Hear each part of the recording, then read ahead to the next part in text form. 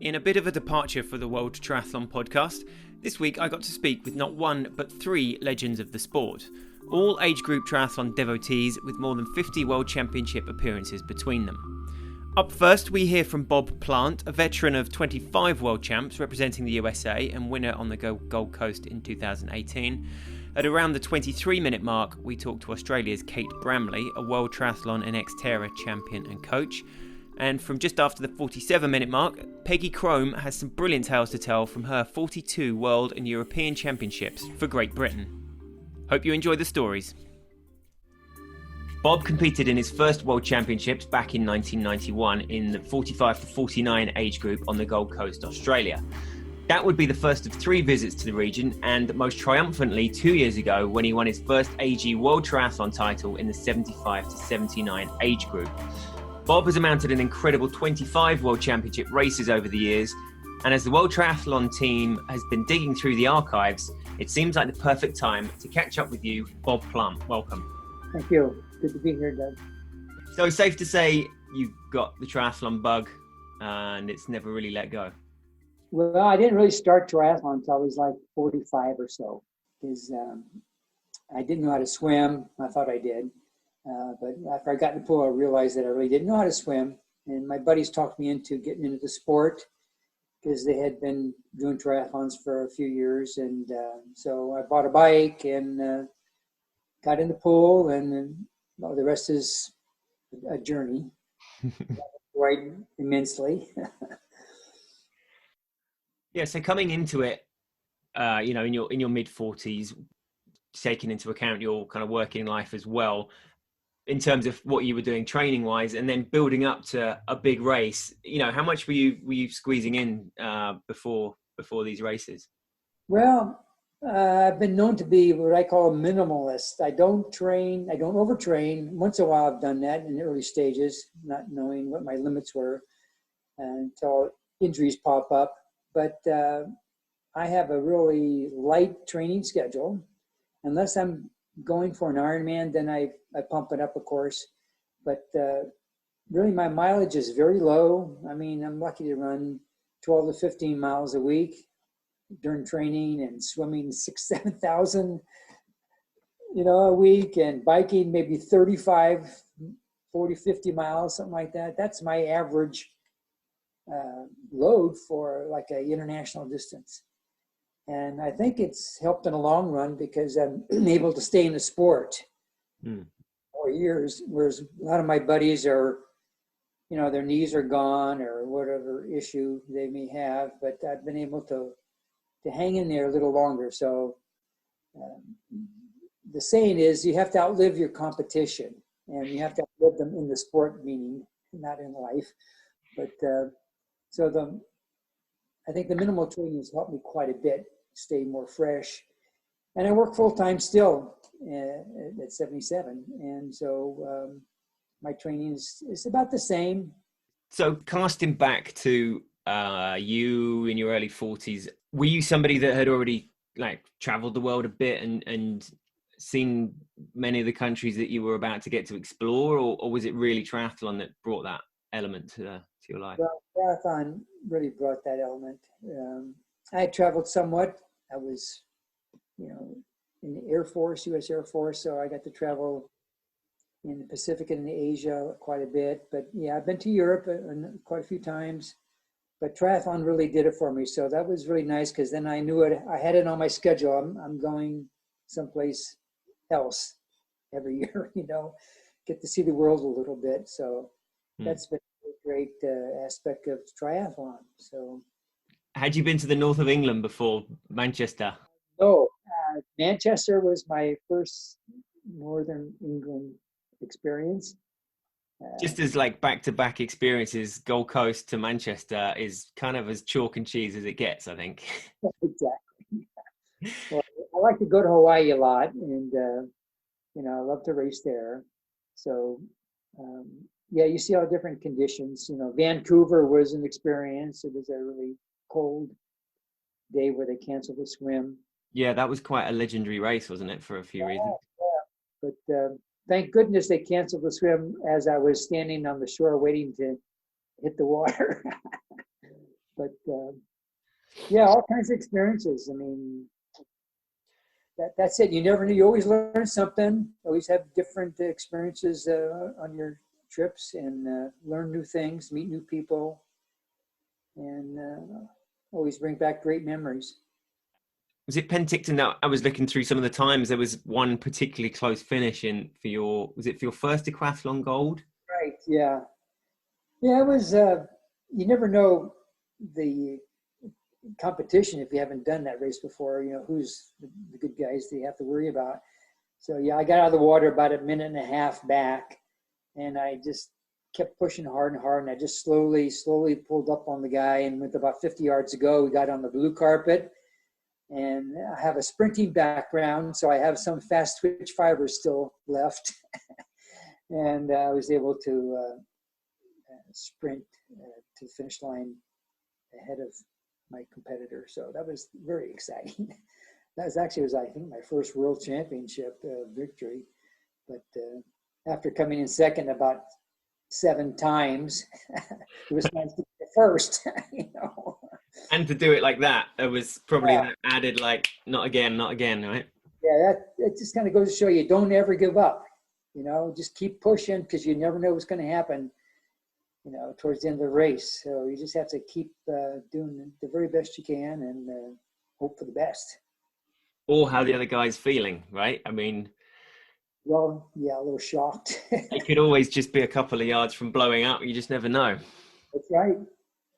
Would you So, rather be like just tracking someone in that situation or just in front? would I rather be in front or tracking? Well, if I'm coming from behind, I'll track him and then, you know, time it just right to, you know, put the final sprint to it, so to speak. And it's usually worked out pretty well. So, but I don't mind running from the front too. You might run a little scared and run maybe a little harder all the way because you don't know where your competition is. Whereas if you're tracking, you can gauge how you feel and how the other competitors look, you know, so you can kind of get a sense on the strategy a little better. Yeah. So, but I don't mind being in front. That keeps you going. And your first podium was 98 in Lausanne, right? Yes, that's correct. Yeah. And a pretty incredible course, Lake Geneva. And Yeah. Oh, yeah. I love that place. I mean, it's just the venue is outstanding, and it's always they put a great pre-post party that year. I mean, huge tents there, and they fed you efficiently, and it was so well done. And this past year, you know, they put another good race on. The swim was a little touch and go because we didn't have wetsuits. And temperature for us older guys, yeah, it's a little more difficult. And I think it was just barely over the limit for wetsuits. right. So the water was a bit nippy, and there was a strong current against you for a lot of the race. And I was in the water so much longer than normal, you know, and unfortunately, one of my buddies had a really hard time. He almost drowned. Last thing he remembers was kind of like going under the water, and then next thing he remembers, he was in a boat. Jeez. So Was it the current or like exhaustion or? was no, well, both. It was hypothermia. Right. The 4-time world champion. Jeez. So he's no slouch, and so he had a real difficult time. And towards the end of the race, I was feeling pretty bad too. So you know, some people are better swimmers and get out of the water a little quicker, but I think the combination of the temperature and the fact that there was a strong current, that the times were, for a bunch of us, were ridiculously slow, and there could have even been a floating buoy. You know, but so that brings up a good point because, you know, the ITU or World Triathlon has done a great job over the years. I think they should look at the regulation they have now on the temperature cutoff, because older people just can't handle the cold as well. And there's a mammalian reflex that you have in your body. It's a, you know, self-preservation thing, and it doesn't work as well when you're older. So it affects you more with the cold. So, you know, sure, we all want even playing fields, that's a good thing. But really, the truth of the matter is that when you get up there in age, you're not really on the same playing field physiologically. So I think that has to be taken into consideration with what the temperature cutoffs are. And I'd like to have them look at that really closely from a scientific point of view. And I think that would really help. Yeah. That's going off on a tangent, but I thought it was. No, it's a very interesting point, particularly when I suppose at the moment with Tokyo coming up, the focus is on kind of heat stress and overcoming that. But on the flip side, it's and the emphasis now being again like considerably more on age group racing and making that as good an experience for all the athletes as you can. And obviously, if you're going to be 25 or 85, your body, it seems a little bit wrong that you would have the same rules for temperature for wetsuit or not. Yeah, and I think it's been talked about, but I don't know if anything is actually transpired or not. But sometimes it's hard to change thoughts about that and change rules. But I think it's a serious consideration because I think safety of the athletes is the most important thing. Yeah. Regardless of what the rules say, I mean, you have to be safe. So I'd like to see that changed. Yeah. And I mean, are there other rules that have either come in or that you've either very much welcomed or not been so sure about, or ones that you were very happy to see the back of? Well, my disappointment as far as the rules go is the drafting. Coming from a strict, triathlon is an individual sport, in my opinion. Always has been and should be. And I know when they got into the Olympics for spectator, issues, they wanted to not have, allow drafting so, the people can see the packs coming through and all that stuff. But I don't like that rule at all. So I hope that it stays out of age group racing. I know they're experimenting with the sprint distance, but I'm hoping that's not a stepping stone into making that, the norm in regular age group racing, because sure you can draft in a swim, but that's not a really big factor, I don't think, because it's not often that you find somebody who's swimming just a little faster than you or is navigating properly. So it's not an issue. I've never been able to draft. I don't even try to do that. And on the bike, you have to follow the rules, and on the run, drafting is not an issue. I don't know either. I mean, it's a minor situation. So that bothered me when the drafting came to be. So other than that, I think it's really important that we keep an individual sport, because that's what it was to start with, and I think it should stay that way. I think it's the fairest way to handle it, because you might be able to catch somebody's wheel and maybe not. So that's not an equal playing field there. I remember getting passed by somebody in my age group, tagging on to the young guys, and just dropped me like a rock, and I was in a lead, and he just blew by me with hanging on to all these 25-year-olds, and I don't think that, and that wasn't a draft legal race. He was drafting illegally, but still, that shows you what drafting can do for you, right? Yeah. So, well, it was hugely divisive when it came in, wasn't it? Well, I understand why they did it, and I had discussions with Les McDonald a number of times. I really like the man a lot. He's a character. Too bad he's not with us anymore, but I really like the man. And we had some good discussions on drafting. Yeah. But obviously, over the years, over more than a quarter of a century, it's a sport that's brought you a huge amount of great memories, right? If you could pick one moment in either in a race or just kind of around an event that really sticks out. Well, one of our local races here, it's no longer called, it's called Wildflower.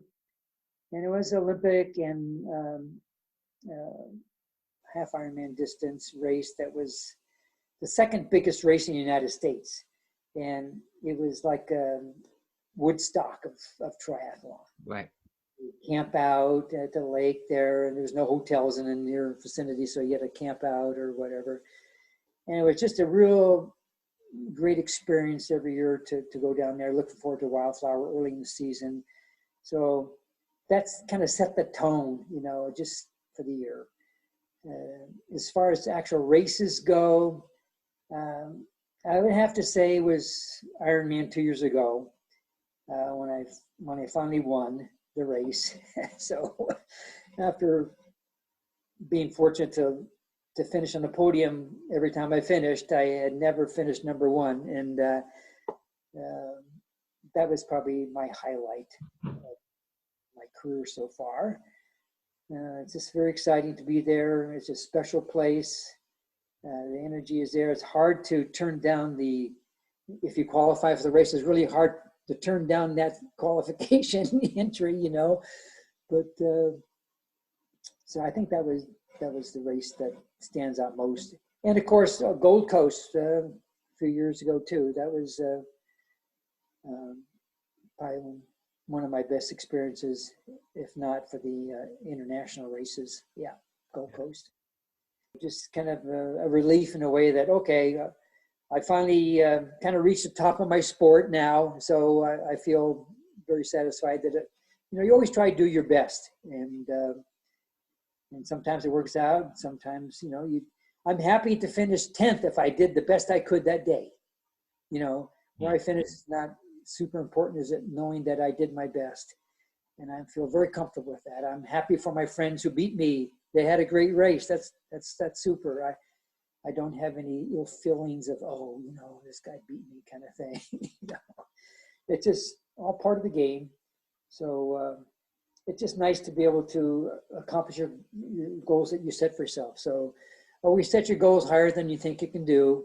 And that way you'll hopefully push yourself a little bit more and get there.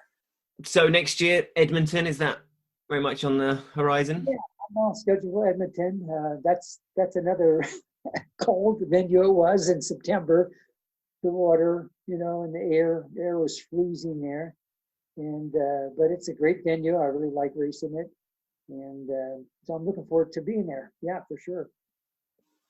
How's it been this? I mean, I was just looking at, obviously, through your results, like 2020 will be the first world champs you've missed since 2007. How have you managed? How have you been coping?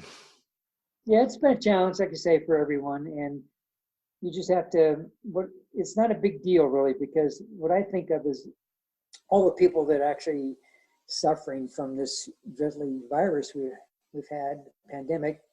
So in comparison, it's just a little blip in the road. So, I feel for the families who have lost family members, and people have lost their jobs and wondering how they're going to feed their kids and things of that nature. So this is a non-event as far as not racing goes. It's minor. It's a inconvenience. It's not a life-changing thing. A lot of people are suffering. We're kind of spoiled, So. No, quite. Really hasn't changed too much, other than it's wintertime now. My training, if I want to run, I can run. If I could bike, I could indoor bike, or on a good day go outside. So it really hasn't modified my lifestyle that much. If I wanted to keep training heavily, it's available. So but usually this time of year, just kind of let the body recover a little bit from the year's activities, and then start gearing up for the next year. There's never really an off season, right? Did you watch the Daytona last weekend? Absolutely. I was glued to the computer all day long. It was just very exciting. And you never, there's a race where you never know what's going to happen, right? You just got to keep going. Like Eden came off 13th off the bike or something like that, and all these great runners are ahead of him, and he just kept motoring him down, or he finished way back, I think, no more, maybe 20 something on the bike, I think that was. And he just hung in there. So that shows you, how triathlon is, as they say, a microcosm of life, they say, because you have all these barriers that are presented to you. You never know when they're going to show up. You just have to fight through them. And I think it makes you able to handle issues in life a little better because you've been through some challenges that are unexpected. And I think it's a good lesson, just for life lessons to apply your triathlon experience to life in general. The women's race was outstanding, and I got up early in the morning and made sure I was up to see the start, and I want to replay it again. So, yeah, it's too bad about Alistair, but I saw him at the Olympic Games in London, so men's triathlon, that was exciting. Yeah, what an event, huh? Yeah, very, very nice. So I was trying to get back to London for a world championship there. I think it was 2013, maybe, something like that. Yeah. How would you fancy racing in a circuit like Daytona, though? Well, it's funny because people say, well, did you have a great time out there? The scenery was beautiful in this race and you're going to run into the redwoods and all that stuff. And I go, no, really, I didn't pay much attention to that. I was just hunkering down and focusing on the race, And so you adapt to whatever situation presents, you adapt to the race course, and you don't think about it, you just do it, But yeah, I can see where it'd be a little difficult on people who are not used to being down in that aero position for a couple hours at a time and hammering as hard as they can, not getting a break. So I can see where that could be an issue on that kind of particular course. It's nice to have a variety of things. I don't like a flat course because you can't get away from people, on the bike. That's why it's exciting, because every race venue is different. Yeah, no, it was great to see something so like new, so different, wasn't it? They did a good job. Yeah. Well, Bob, it's been an absolute pleasure talking to you. Thank you so much for your time. Oh, great.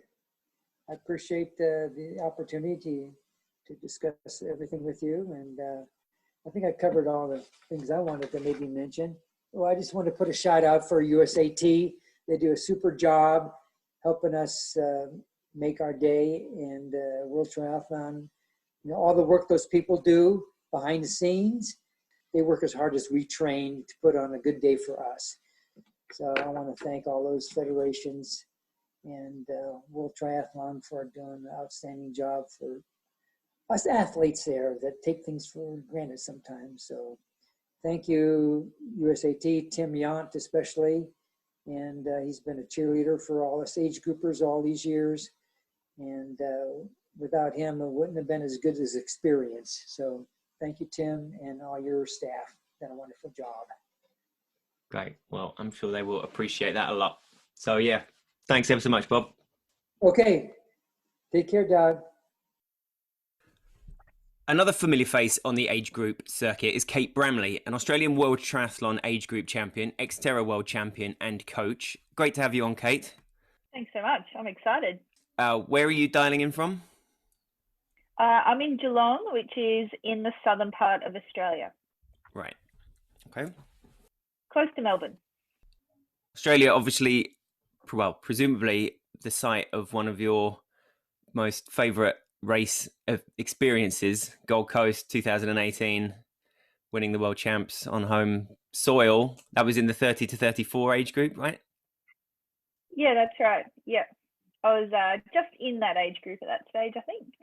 It was a really great experience. I had quite a number of teammates also racing at the event.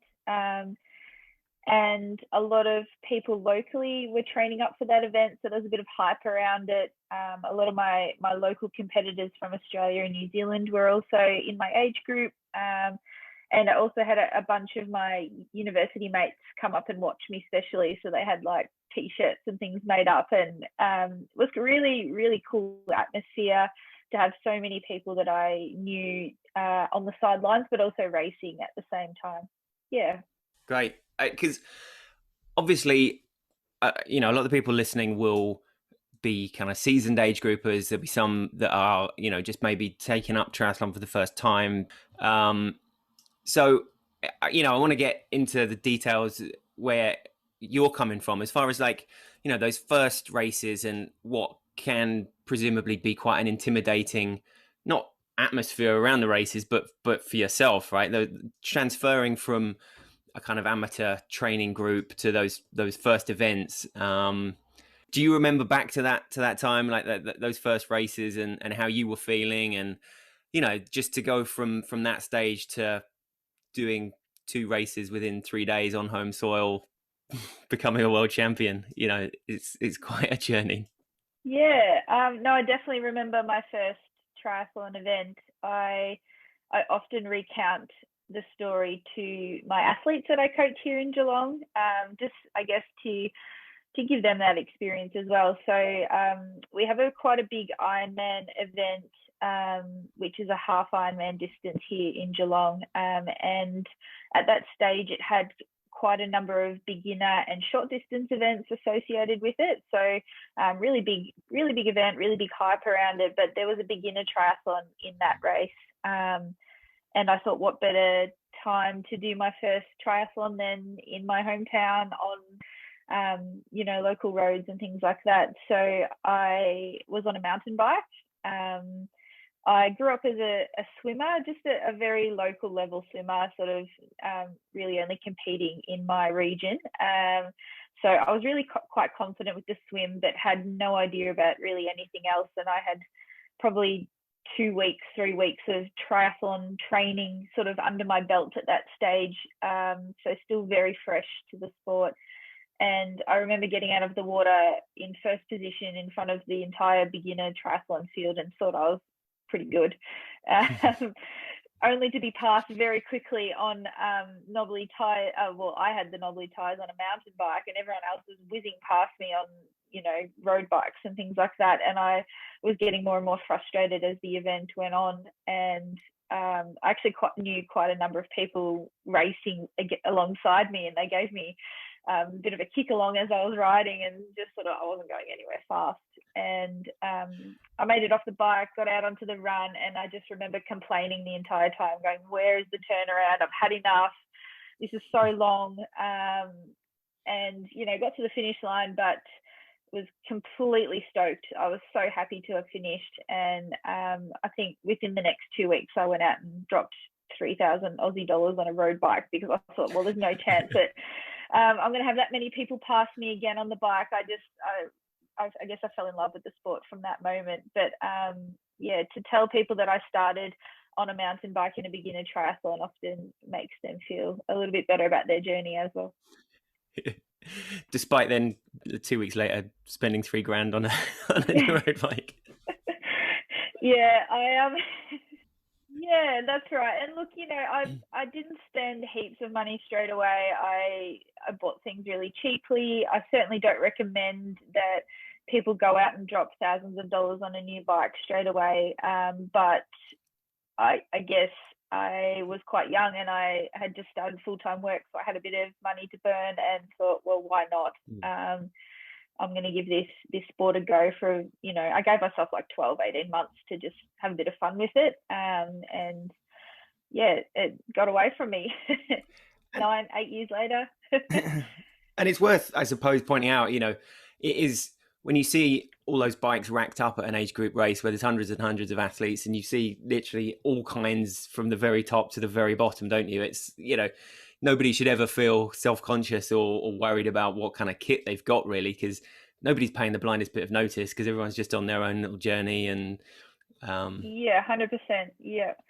And I love triathlon for the fact that you can stand on the start line and look across at the field, and you really can't guess who's going to be the fastest on the day. Like, there are people of all shapes and sizes, and people that look really fit just might be really terrible swimmers, or they might have a mountain bike that doesn't go very fast, or they might not have done much running training, but they're out there giving it a go. And I think it's a sport that really rewards people that spend a bit of time learning it and training consistently, I guess, season to season, rather than just sort of zero to hero in a couple of months. Yeah.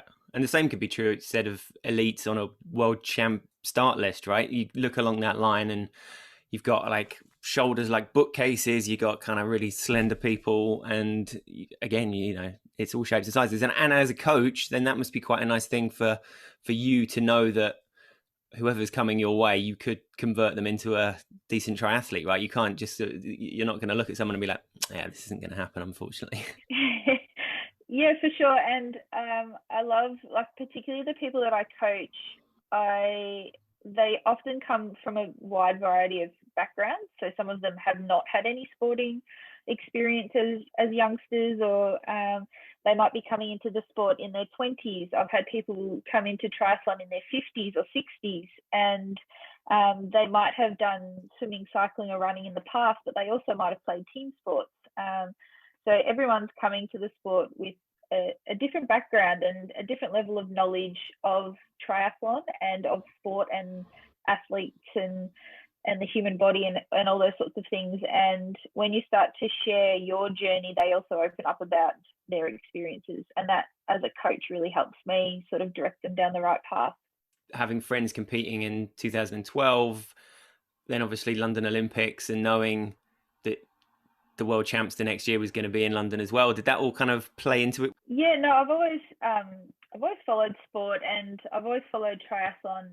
It was so popular in Australia in the 90s and early 2000s. Australia had a lot of success. I had a few local mentors. My PE teacher, actually, in my final years of school, was a triathlete, and he used to talk about it so much and really promoted me into the sport. I was in the relay team when I was in year 12, our final year. So I had a little bit of a taste of it, and I've always followed Australia in international sporting competitions. So the whole thing really appealed to me. And to be honest with you, I wanted to travel. I wanted to go to Europe. I'd never been before. I was 24 at the time. And that was going to be my European trip, going over to compete in London. And then I booked a 5-week holiday afterwards. So the whole thing had this really great appeal to me. And I was super motivated to qualify for the event, and then sort of had to endure another 6 months of training in the bitter winter cold to actually prepare for the event. But, you know, I got it done and had a great time doing it. Yeah.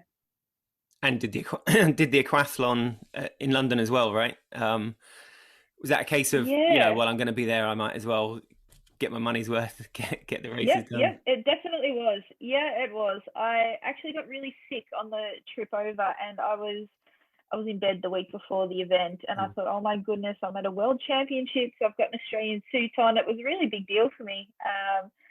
And I was incredibly sick, and I really shouldn't have raced or competed, but I'd come all that way, and there was no way I was going to miss it. And yeah, I think it was really cold that day that we did the aquathon in Hyde Park, and almost certainly. I actually think they shortened the swim. I think at some point, or even in the Olympic distance, they shortened the swim. And I had a chest infection. I just remember feeling terrible, and it was so cold that by the end of the race, I was like, "Yep, cool. I'm gonna come back next year and do this so much better and prepare better, and I want to climb up the rankings, and I want to get a medal." And it just snowballed, from that event. And it's certainly not something that, obviously, you know, everyone turning their hand to becoming an age grouper will achieve. But that, like you said, pulling on that Australian suit for the first time, or being handed it, and then, you know, that must be an incredible feeling. Yeah, it's, I guess, like most juniors in Australia who follow sport want to be an Olympian. That's sort of a dream that's sold to us as we're growing up. And by the time you get to the age of 20, you realize, or even earlier, you realize you're probably not going to make it, that very few people qualify to represent Australia in the Olympic Games or as an elite athlete. So to come across a sport like triathlon, which allows you to represent your country at an amateur level, was super exciting, because it's almost like your childhood dream is allowed to become true again in a way. Have you, or do you coach people that, you know, are coming to it in their 40s, 50s? Yeah, no, I am. I actually thought about it the other day. So the breadth of ages that I have at the moment in my triathlon group that I coach is 20 through to 71. Wow. Actually, I have also one junior who's not local. He's by correspondence. He's 16, turning 17. So a really big spread of ages. I think coming from a teaching background has really taught me really good skills of communication with a wide variety of people. So not only students, but other teachers and staff members and things like that. So those sorts of skills have really helped me in my coaching. But I do love the fact that the other day I had a beginner 20-year-old young female triathlete who was on her first group ride, and she was next to my 70-plus-year-old male who has done so many races and had so many experiences in the sport. And I just thought, wow, how cool is that? Like, how many opportunities do you have for a new 20-year-old to join a sport and be somewhat mentored by somebody who's in their 70s, who has so much life experience as well as triathlon experience in the same riding bunch? I just think that's great. Yeah, that sort of encapsulates it all in one little image, doesn't it? Yeah, and I really did. I sat back in the bunch and I thought, that's so cool. I don't need to say a word. Like, I'm just going to let them talk and feed off each other. And I think that's the beauty of having your own business or your own coach, so your own coaching group, or those little small groups of triathletes that, you know, they inherently develop in towns that are really conducive to the sport, I guess. I think if I put my coach hat on, the people that come to the sport are largely coming for the lifestyle. They're coming for the fitness benefits. They want to meet like-minded people. They want to improve their skills, and, you know, they want to be able to go to a local event and have a good time. That's the large participation base of triathletes. You do have that small percentage in the group that do want to represent Australia, and, you know, it's a matter of you as a coach to help them balance that with their other life. They've got work, they've got family commitments, social commitments. It's, you know, it is its own sport, but it's really 3 disciplines. And my job as a coach is to make it fit and to make it still enjoyable and fun for them to achieve what they want, but make sure it doesn't impact on other areas of their life. You know, considering the upheaval of last year and the kind of lack of race opportunities and things, it seems like a lot of top level athletes have really taken advantage of a rare bit of downtime to sort of dial it back and just keep, you know, obviously keep that consistency going, but not having to kind of set themselves constant targets and so on. And it'll be interesting to see what effect that has on the athletes when it comes back to racing, and you know, kind of recharging that hunger must be the case for a lot of them, just to be able to come back and be like, okay, so January's ticked around again, and feeling like they can definitely attack the year. Yeah, for sure. So I do follow the news and what's going on around the world, but I guess I'll give you the perspective of what's going on here in Australia. And down here in Melbourne, in our region, we had 2 lockdowns, and I observed from afar via Strava and things like that, you know, athletes really going hard with their training in that first lockdown, because all of a sudden they didn't have to commute to work. They had a little bit more spare time on their hands, and they thought, what a great opportunity to almost do like a training camp for, I think it ended up being like 12 weeks. And we saw a lot of people burn out really quickly, really early. We did have a second lockdown down here in Melbourne, and people were a lot more conservative. A lot of people had burnt out. It did help that we were in the depths of winter by then, so not many people were as keen to get outside. And during that time, I just turned back to my athletes and I said, you know what, we need to just have fun with this. We're still training for triathlon, but there's no events in the foreseeable future for us. And this is going back last year. So it was more a matter of finding that one person that we were allowed to train with and meeting up with them and, you know, using it as a social outing. I made sure I got around to as many athletes as I could see in that time. Obviously with all of the COVID safe restrictions and distancing and things like that, but we were allowed to train with one other person. So where possible, I would go out for a bike ride with all of my athletes, you know, individually or a run or whatever. Or sometimes it was just meeting up for a coffee in a mutual location. So really we kept it pretty low key, as I did with my own training. I had no opportunities to travel after February. Most of my key events are international events in the Xterra circuit. So all of them were cancelled, and, you know, Maui was my goal in November and I couldn't go. Ultimately, I ended up injured at the start of the year as well. So the whole scenario last year meant that I didn't do much training at all. I did a few bike Ks, but I really just had fun with it. Just helped out my athletes, and it was all social training. So to flip it back to, I guess, that international level and world triathlon and things like that, it will be interesting to see how everyone goes.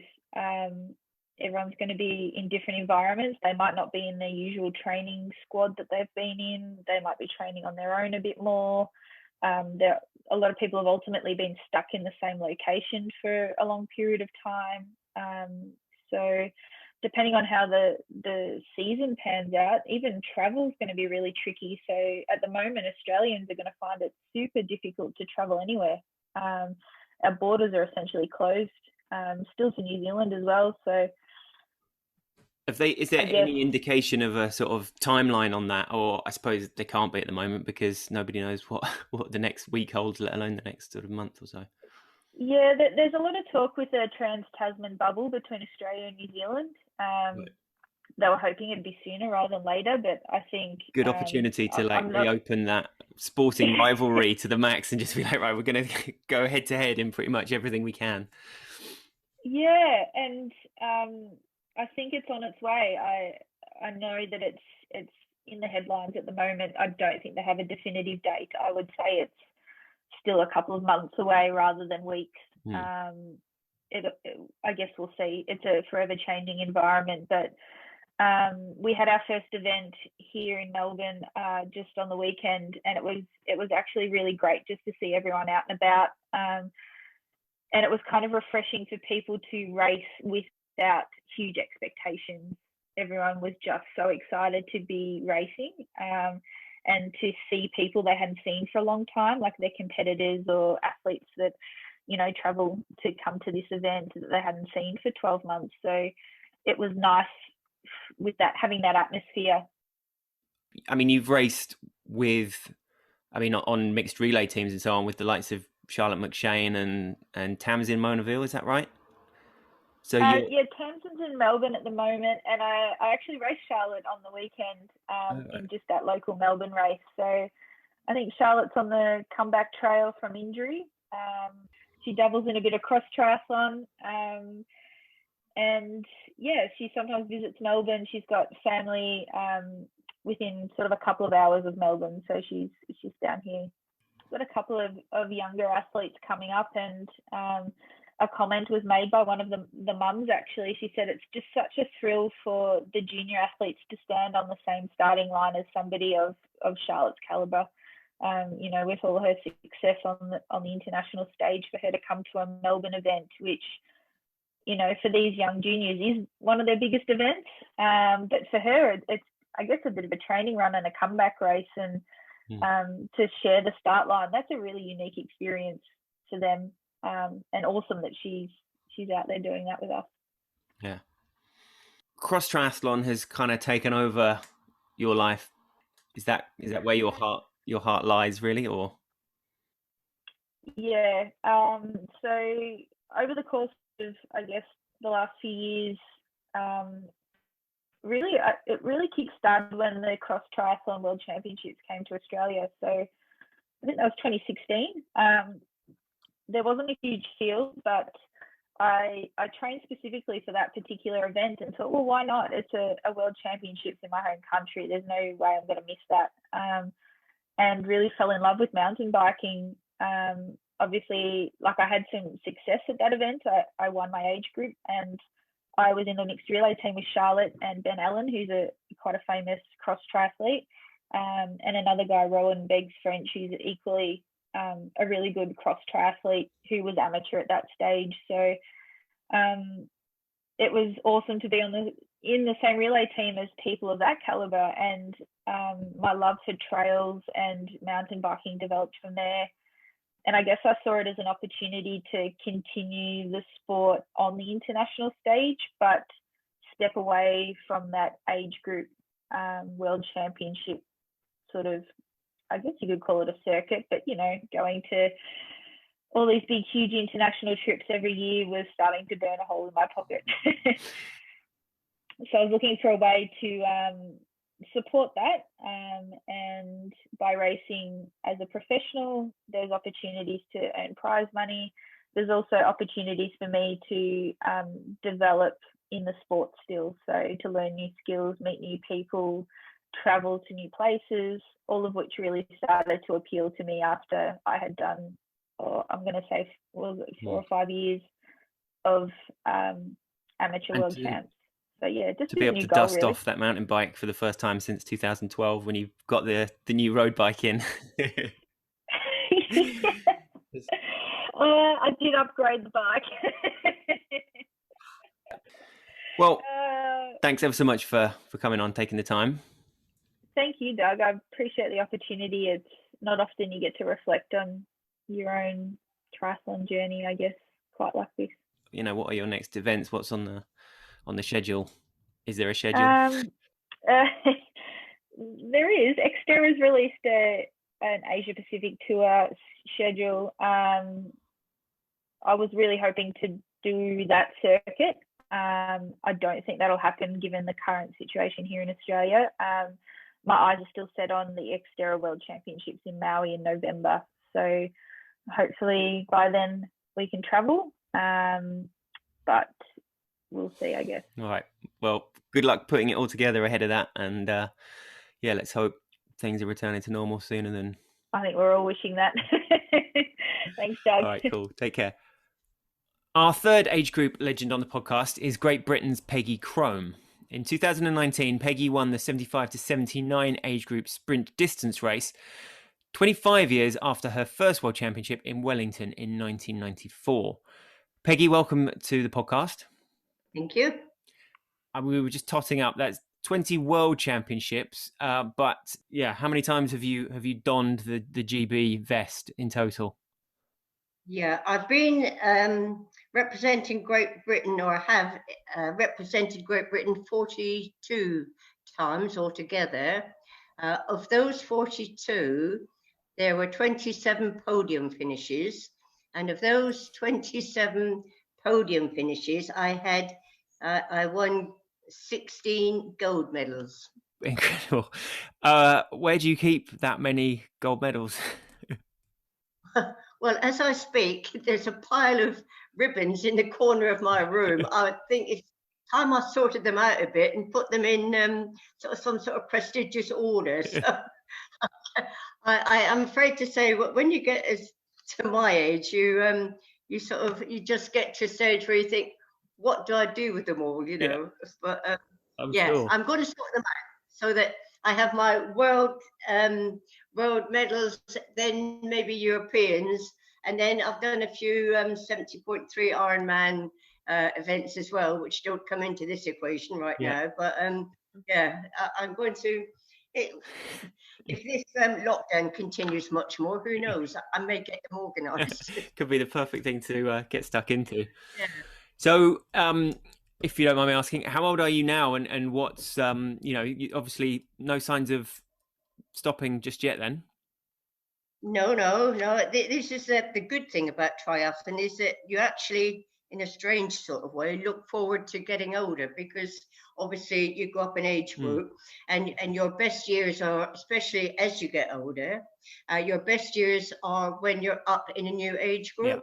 So yeah, like when I went up to 75, I won the worlds, and then the following year I won the worlds again. Now, because 2020, because of the COVID virus, there were no competitions. So I have in my head been world champion now 3 years in a row for the last three. Yeah. But next year, hopefully, no, I'm saying next year, this year, yeah, the worlds are going to be in Bermuda, so I should be competing there. But highly unlikely that I shall get another gold there. But you know, I'm in it to take part and to do my best. So we'll see how it goes.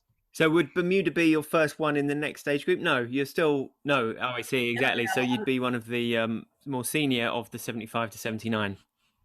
That's right. Yeah. So you know, my next big step, sadly, will be when I'm 80.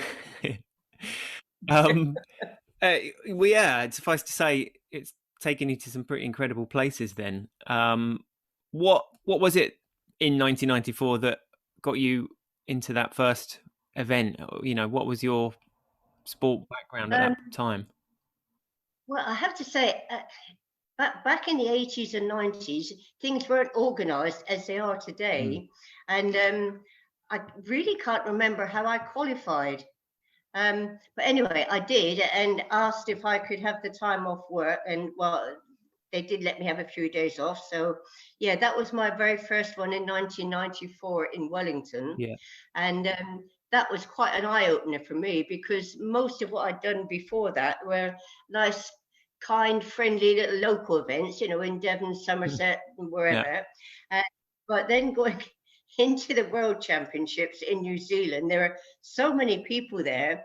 And when the klaxon went, and this was in Wellington Harbour, when the klaxon went, it was mayhem. And I was like, oh my gosh, what's happening? You know, it's talk about washing machine. It was like being in a washing machine with 100 other people. But anyway, at the very beginning, I kept stopping and letting people go by. I was a little bit freaked out by it. But then I thought, I'm never going to cover the distance doing this. So then I got a completely new mindset. I thought, right, you can't beat them, join them. I then elbows out and kick my feet up, and anybody that got near me, I sort of accidentally on purpose give them a bit of a, doesn't sound nice this, does it, but give them a bit of a wallop. And you know, I had to be a little bit more assertive, and that got me through in the end. But yeah, I was being a bit too polite in the beginning and a bit too kind. Because I mean, even in the sort of early to mid 90s, triathlon, you know, in the UK certainly is nowhere near the profile it has now. So were you one of the few people you knew that was, you know, getting into this multi-sport bug? That's right. I was like pushing boundaries, and especially pushing boundaries for women, because in my first event here in Barnstable, or here, I'm at Westford Hill, which is quite close, there were 57 entrants and only 2 women. Right. You know, women didn't do it on the whole. And then I thought, well, if men can do it, I can do it. But so I thought, well, I'll have a go at it. And yeah, I did it. And I was probably about 7/8 of the way down the sort of finishing list. So I was quite pleased with that. I don't know what happened to the other lady. She was ahead of me. She beat me.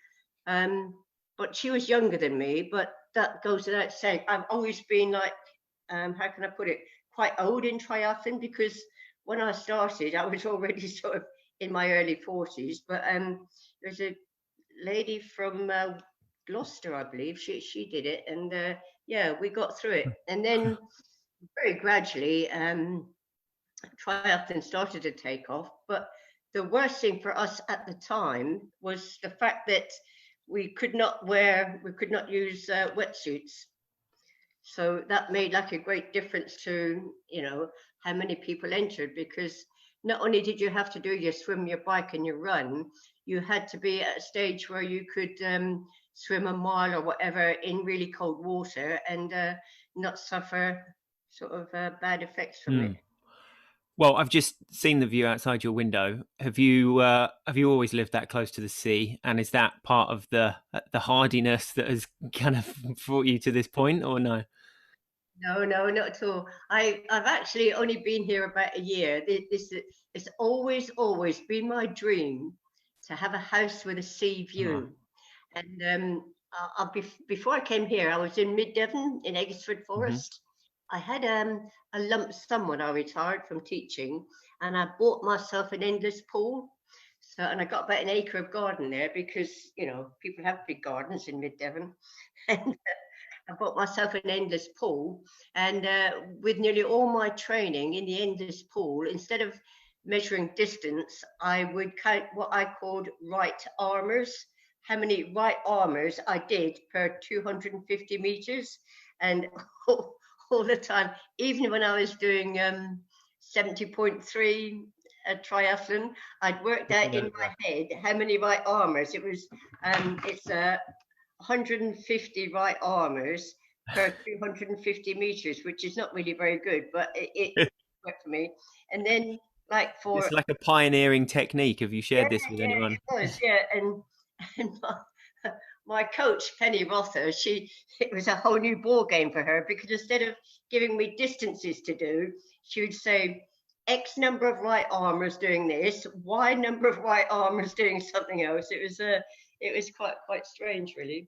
But even now, and actually, it's not a bad thing for anybody to do. If you're in a triathlon and you're doing, say, 1.5K or whatever, if it helps to keep you in a good even rhythm, and it also tells you exactly where you are, because say as soon as the klaxon goes, instead of panicking, you just start counting in your head, 1, 2, and you get into that nice even rhythm. And then, do you see what I mean? Like for let's say 1500 meters, I would have to do 6 sets of 150 right armors. Yeah. Then most of the time, I could tell exactly, where I was in the whole distance. So that was quite good. Yeah, and quite reassuring if you've got, no matter what's going on around you, you're just constantly ticking over those numbers. You sort of, Right. it Yeah, keeps you. yeah, yeah. Wow. Sorry, Um, I'm really bad at that. Probably gone off the original question. What was it? no, I've got no idea myself. I mean, it's fine. We're just having a chat. It's lovely. Oh yeah, well, no, you were just talking about like the early days. I suppose, yeah. What was it? When you were in your 40s, why? What made you sort of join up? Well, what happened? It really in my head started when I was 39, because at 39 I started looking around at people that were 40 and over and thinking, this is the beginning of the end of life on Earth. So, but God. at the time, I used to teach at the West of England School. There's Hmm. a guy there who used to run marathons, and we were all in awe of him, Ian Snedden. And I was at the time smoked like a train, and I said to Ian in the staff room one day, "How long does it take to train to run a marathon?" And they all fell about laughing because, like, I was a smoker, You and had one on the go at the time. yeah, and Ian he was the only one in the whole staff room that took it seriously. And he said, "Oh, probably about 6 months." I thought, "Oh, that sounds good." And then what I did, I lived at a little village called Nimmet Rowland at the time. And I set myself a mile from home and a mile back, obviously. And I really could not run 100 yards without sort of stopping and stopping for breath. But I stuck with it. And that first sort of 2 miles, then I would like jog and then walk, and then jog and walk. And then it really took 2 or 3 months before I could run 2 miles. But then, because in the meantime I'd also stopped smoking, the graph sort of suddenly went up and up in leaps and bounds. I could do 2 miles, and then 3, and then 4, and so it went on. And then I entered my very first half marathon. Oh, it was cold, it was wet, it was windy, it was sleeting. It was in January. Ugh. But yeah, I did it, and I did it in 1 hour 58 minutes, and there are loads of people behind me. I couldn't believe it. So yeah, that was like a time. And then after that, I did the Exeter Marathon a couple of times, and the Barnstable North Devon Marathon. They sound quite hilly, are they? Yeah, they are. Yeah, yeah. I was doing marathons then in about in about 4 hours. I used to do it with my brother, who also used to run a lot, and my magic time would be to get under the 4 hours. His magic time to get under 3. So we used to go together and be a bit competitive, but still have that hour difference between our times. So yeah, Nice. they were good. Nice. So I mean, given all of that, very sort of west of England centric, why did you choose Wellington as your first World Championships? Like, because I was still working then, still teaching, and very often, World Championships came like in the middle of a term, and I couldn't do it.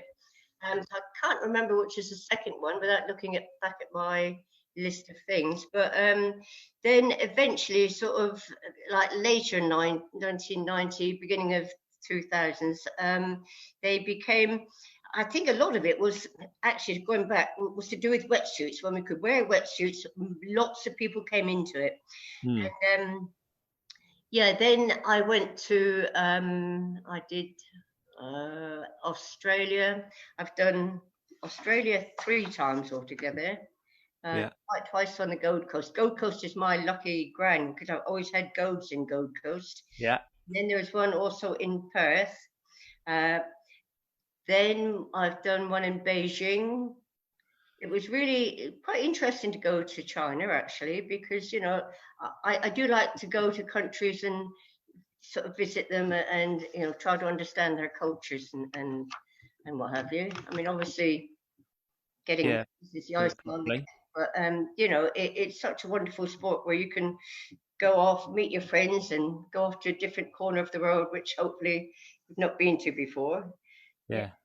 So did you presumably you developed like a real sort of bond with some of the other athletes, and you'd all get together, and that would be the time that you would see each other again, and it's like spend the whole time on the way reliving the last race, and then building up to the next one.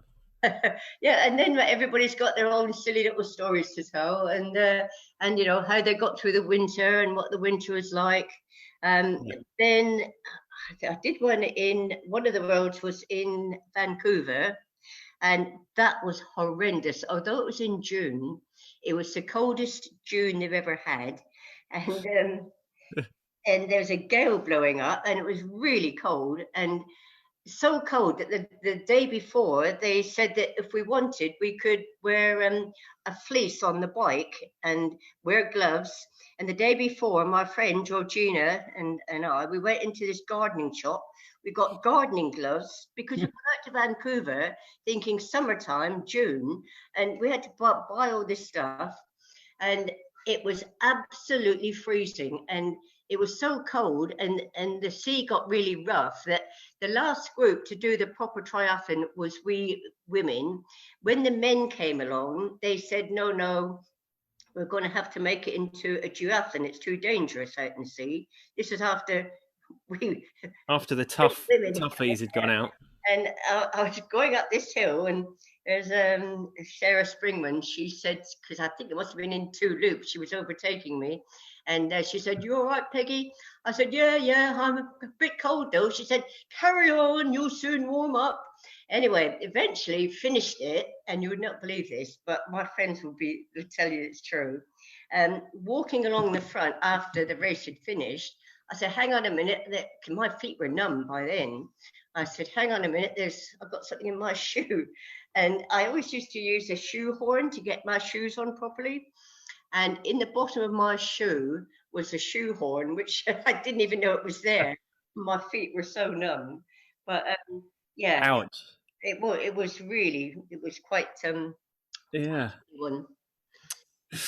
So was Sarah someone that you regularly saw around as Sarah well? Springman, yeah, it's Sarah Springman. Now, you're much too young to know Sarah, no doubt. Oh no, I've met her a couple of times. She's Have you really? Oh, amazing woman. yeah, yeah. Sarah was Sarah Springman, Sarah Coop. They were the two Sarahs that actually, did a huge amount to get triathlon off the ground here in Great Britain. Yeah, especially for women. Especially for women, yeah. I used to get a Christmas card from her, but I've rather lost touch with her now. But we're all great friends. and do you invariably like hang around and watch the elite races? Have you followed the elites like as you've Yeah. over the decades as well quite closely? Yeah, absolutely. Yes. I mean, Yeah. and although, many of us think, oh, they are elite, but, they're such nice people like the Brownleys and that, I've sort of chatted with them in various hotels we've been in. They're just, I think we often forget they're just normal people, and they really do appreciate, especially like Great Britain, we have probably more supporters than any other country, because we're just so good at age grouping in Great Britain. But yeah, and they do appreciate that sort of support they get from us. And even like Tim Don as well, Yeah, we always sort of go a bit over the top perhaps, but it's a good thing to do. totally. And as far as the like the fashions, the triathlon fashions over the years, do you try and keep up with the kit a little bit? Well, yeah, the thing is, unfortunately for we sort of ordinary age groupers, with the kit changing every 3 years, say if you bought new kit, you're only likely to wear it 2 or 3 times. It never gets worn out, and then they won't allow you to race until you've got, whoever is doing the sponsor, which is fair enough. But then I've got so much old kit here, and I think, well, and if I wear it to a local race, like GB kit in a world race, they think I'm going to be like blazing the trail. You're a marked woman. Yeah. That's not the case at all. So no, but I do buy, if I need something, I buy it. Unfortunately, I can't keep on sort of buying new stuff every year, but just a tri-suit alone is sort of good £100 already. But yeah. And carting your bike around the place, Bermuda, you're going to have to get your bike over there. Yeah. You get used to that, and I mean, even women, would you believe, know how to take a bike apart and put them back together again. Yeah, but I have to say, I've done a few aquathons, and that is such a joy, because to travel without a bike box is it's just freedom, Yeah.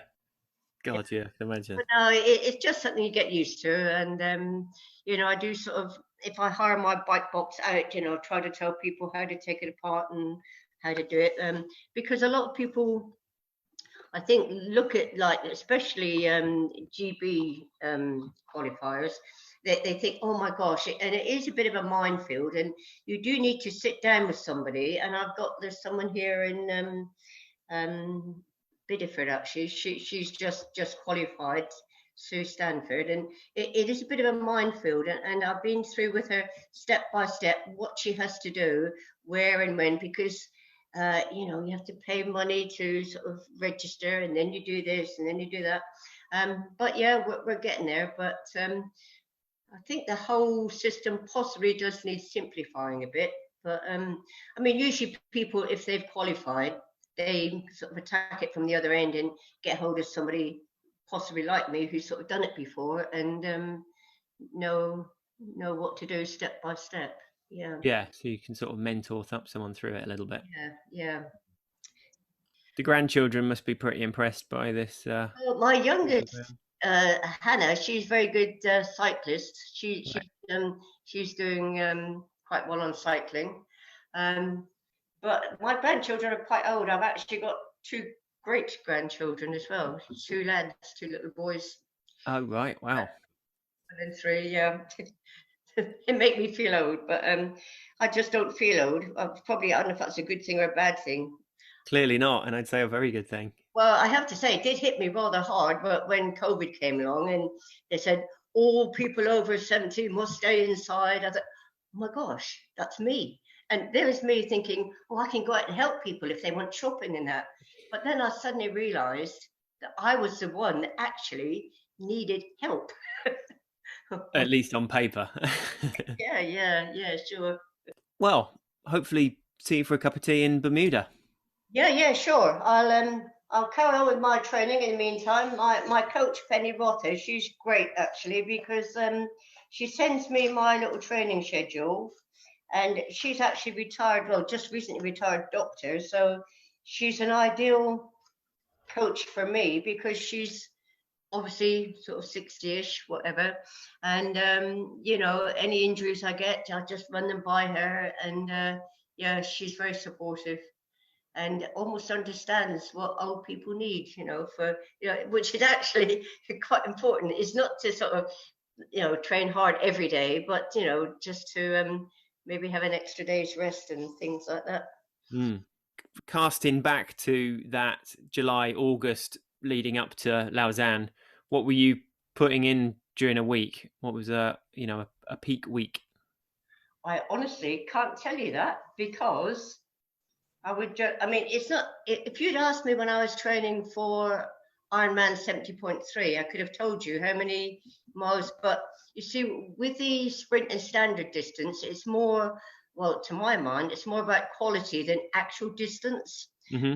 And especially for older people, it's not about putting in what I would call rubbish miles. It's more about putting in quality workouts. So yeah, hard to. I really couldn't answer it sensibly. I mean, I could. No, but I mean, you'd be going to the pool like a couple of times a week. Yeah, that's right. Well, very roughly, I would be doing 2 pool swims and a sea swim, and then I'd be running 3 times a week, cycling 3 times a week, and then usually one of those would be a brick session where. In fact, one of the workouts Penny would give me would be so long on the bike, off that, go for a run, back on the bike, go for a run, and it just keep sort of alternating, bike run, which they were pretty tough. But they're good things to do just to get you, because so often, especially on a longer one with the triathlon, you must know what it's like. You get off the bike and you try to run and you think you've picked up somebody else's legs, don't you? Actually, these days I'd be quite glad to pick up somebody else's legs, but that's another story. Love it.